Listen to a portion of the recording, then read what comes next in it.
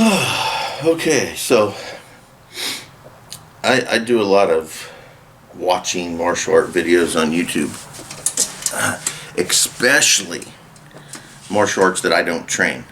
I do a lot of research on systems that I do enjoy training and that I enjoy watching or learning from, but I also do a lot of research on martial arts that I have absolutely no interest in whatsoever and would never train if it was the last martial art on the planet. I have no interest in training it due to my philosophy and the way my body works. Basically, my whole philosophy on this is that I do not train my body to adapt to the martial art. I make the martial art adapt to my body. I have no qualms about admitting that I'm getting old. I'm 56. I've treated my body like a teenager my whole life, so I'm torn up. Right this moment, I have a jacked up shoulder, a messed up elbow. My joints constantly hurt, all of them. I've had a broken ankle from jumping out of airplanes. I can't blame that on martial art training. I did that jumping out of airplanes. I've had 2 knee surgeries caused by 2 things.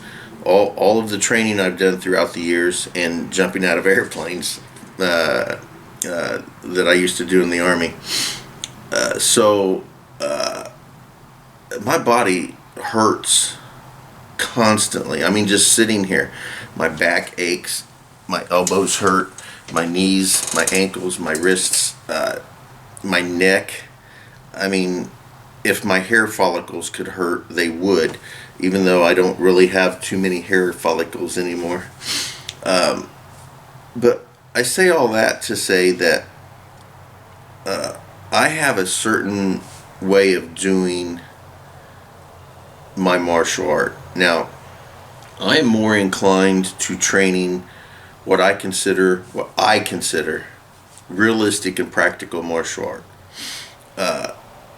I want it to be basically simple, basically basic, and practical for a street encounter.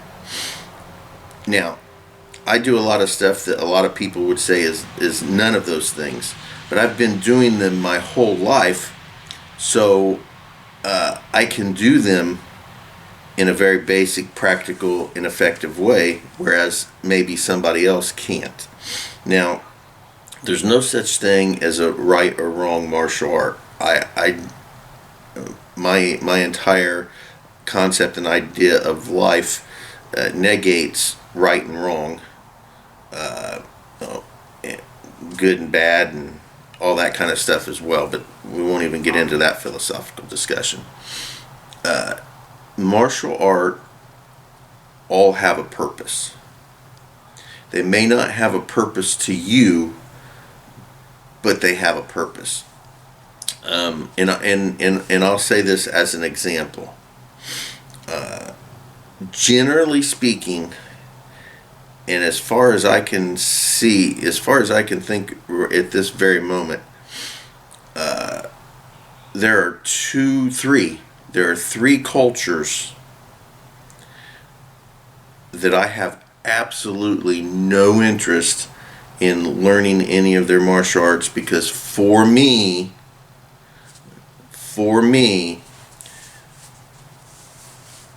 they have very little or no practical application for the way I do things. It's just for me personally. Indian martial arts, and you can say, well, we created the martial arts, they are something we created, but that's not true. But I have no interest in Indian martial arts whatsoever. I don't, I nitpick things from here and there, but as an overall art, I've seen no redeeming qualities to any Indian art. I am not fond of Chinese martial arts, and again, you can say, well, all martial arts came from China. No, they didn't.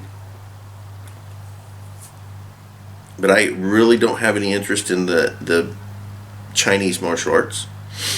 I don't find that their traditional, especially their traditional martial arts, have any modern application to real life street fighting the way they're done.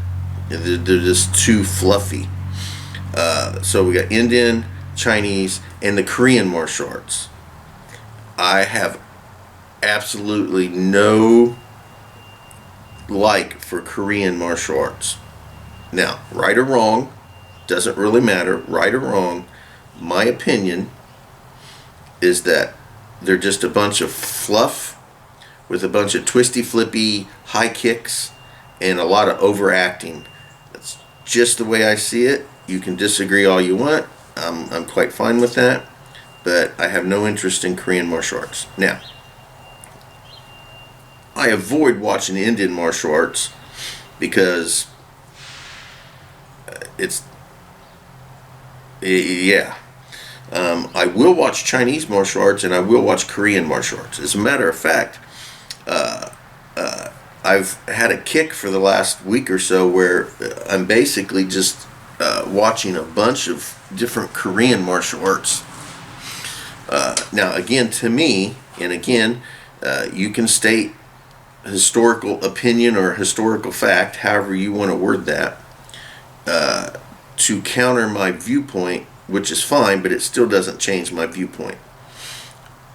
As far as I see it, as of now, modern times, all I see in Korean martial arts is a ripoff of other cultures' martial arts, renamed and rebranded in a Korean terminology, and high flashy flippy kicks thrown in there for whatever ungodly reason. That's all I see. Now, you can disagree, you can argue the fact, quite all right, you can have your own viewpoint, I don't really care, but I'm not into high flashy twisty kicks. I should change that. It's not that I can't do them. If I wanted to do high flashy flippy kicks, I would get my body to do it. Eventually, I would be able to do it. I've never been interested in high flashy flippy kicks. To me, they're not a effective, efficient, practical, streetwise tactic. Never have been for me. If I have to kick above your waist, and those of you who want to state a certain particular fact, keep it to yourself. If I want to kick you, I should never have to go above your waist. My kicking generally involves completely leg kicks.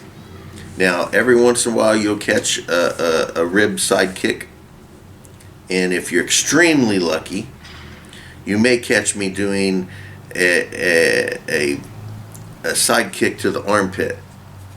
Maybe, if you're extremely lucky, you may catch that. But I have no interest, no desire, and I never have had for kicking like that. That's just not my thing. So, but I do watch martial arts that I have no interest in or any skills in on YouTube. I also enjoy watching karate. Now, karate is just kind of a blanket term for a lot of martial arts, but we'll use that blanket term. So, I mean, even some Korean arts like Taekwondo will actually use the Japanese term karate. Now, I know some taekwondoists do that, and I also know some taekwondoists don't like that being heard, but anyway, so I also watch a lot of karate. Now, I do have a background in karate, in Matsumura style Shorin-ryu. And that's the system that I started training when I was 12 years old. I have two different lineages in my line, but they basically go to this. Eventually, they start here and eventually, and then they go to the same spot after a few handfuls of instructors. They eventually meet together and go up. But anyway, when I was first starting out in martial arts at the age of 12, 1978, I trained in Shorin-ryu. So I do have a basis for some karate. I don't train in any Korean arts, and I don't have a practical, effective experience in Korean arts or in Chinese arts. Although I have been around people who train it that I've trained with, but as far as me personally training, not really. But I have trained karate, and I do watch a lot of karate videos. And recently I mean in the last maybe 5 years, I've become a little more tolerant and respectful to that art. Again, it's not my thing. I am not a one punch, one kill, linear type martial artist. If anybody watches any of my videos, you can tell I'm not a linear one punch, one kill type person. That's just not how my martial art works. And I detest kata. It's in a self-defense, practical street application format. It's useless. It's completely useless. I've always said that. Always have said that. But I have recently had a glimmer of hope if it were to be altered slightly the way it's taught. I have a lot more experience overall than I did when I was younger, and if you don't, you've had a sucky life. And I've learned a few things. Now, I still don't like kata. I still don't like the way kata is designed. I don't like the way they're described. I don't like any of that. I think it's impractical, and I think honestly it's a lie. When I was training, and they still do it to this day, I was taught, blocks. This is a block. This is a block. And those are blocks, right? They are not blocks. Now, they could be used as blocks. They could be if you wanted to block. I don't block anything. I don't block. There's no such thing as a block in my mind. You attack everything. There's this. I have two ways of avoiding attacks. If I don't want to attack it. Technically, there's three ways. The third way is attack it back. That's my go-to thing. Just attack it back. But I have deflections and I have evasions. Evasions is footwork. Just get out of the way. That's really what you need. Just get out of the way of it. So footwork. Footwork is probably the most important thing anyone can learn in martial arts. Footwork, in my view. or deflections. Deflections are not blocks. A block, as far as I am concerned, a block is a forceful stop of motion, which is something, in my viewpoint, you never want to do. Deflections are just that. You're allowing the motion to continue. You're just deflecting it off of the path, which is usually your face or some part of your body. You deflect it off of the path and allow it to continue in another direction that's safe for you, because you want that motion, or I should say, I want that motion so that I can use it against you. So there you go. You have deflections, you have evasions, and then you have attacks. Those are the only ways that I find to be a practical use, and that's just how I teach things. I don't block. Now, I have been watching recently, within the last 5 years or so, a lot of kata videos and a lot of karate in general, and I've learned that now today they're being taught in some places. They're being taught differently than when I was training back in the 70s and 80s. They still say this is a block and this is a block and this is a block and that's a block. They still say that most of the time. But there are people out there that are actually showing you some really good and practical alternative movements for that stuff, which is where this video is going, by the way. But you're also not fighting this one long battle. You know, you go through a kata and you're here and you're here and you're here and you're here and you're here and you're back in it, all that, okay?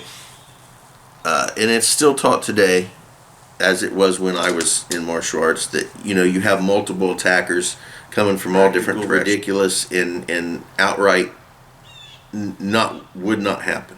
That's not correct. So it's not one long fight that's going all over the place. It's little segments of technique thrown together to create this big long form, right? And you're not fighting multiple people. It's only one person, and you know, that's just how it is. So I've been getting a little verbal because everybody who knows me knows that I will express myself, whether I'm right, whether I'm wrong, or whether it matters. I like to express myself. So I've been expressing myself about kata on some of these videos, and I've expressed I don't train karate, and I definitely don't do kata. Not like that. I do some Joe stuff, and there are some katas I play with for my own personal usage, but it's not like the way they do kata. But anyway, I've said that, you know, I think what they're doing is impractical and not what they were originally intended to be. So I've kind of stuck myself out there, and I've even stated, even though I don't train this, I do have ideas that I think would be practical and useful for people who do. And if you want to see it, let me know, and I'll do a video for my channel to express my interpretations of some of this stuff.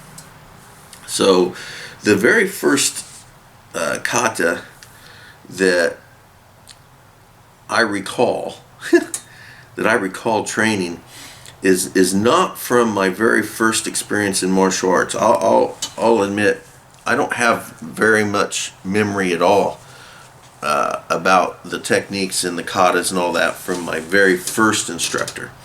It wasn't until the early mid 80s that I started training with a second Shorin-ryist, and that's where most of my memories come from.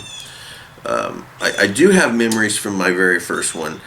but they're not memories that I could say this is how we did stuff, and this is how this worked, and this is what we did. Most of my memories are broader than that. I remember the dojo. I remember what the dojo smelled like. I remember the way it was designed. I remember some incidents and occurrences that happened there and stuff like that. But as far as the actual training goes, I don't really have a lot of memory of that. But the second Shorin-ryu instructor that I was under, I do have all those memories, plus memories of the stuff we used to do. And I remember the first form that we did with the second instructor. The first form that I remember doing is the Taikyoku series. Now,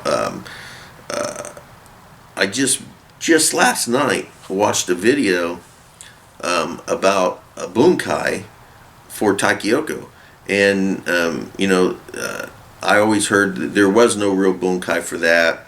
You're just practicing, and it's basically middle punching and low block, middle block, and high blocks. We did a set of 3. We had Taikyoku 1, 2, and 3, and I can't remember which one was which, but one of them had a middle block, one of them had an upper block, and one of them had a lower block. And that was really the only difference. And that's the way it was presented to us. But first thing I would say is they do have bunkai, and they are not blocks. So I mentioned that if anyone was interested, I would be more than glad to share my experiences with that.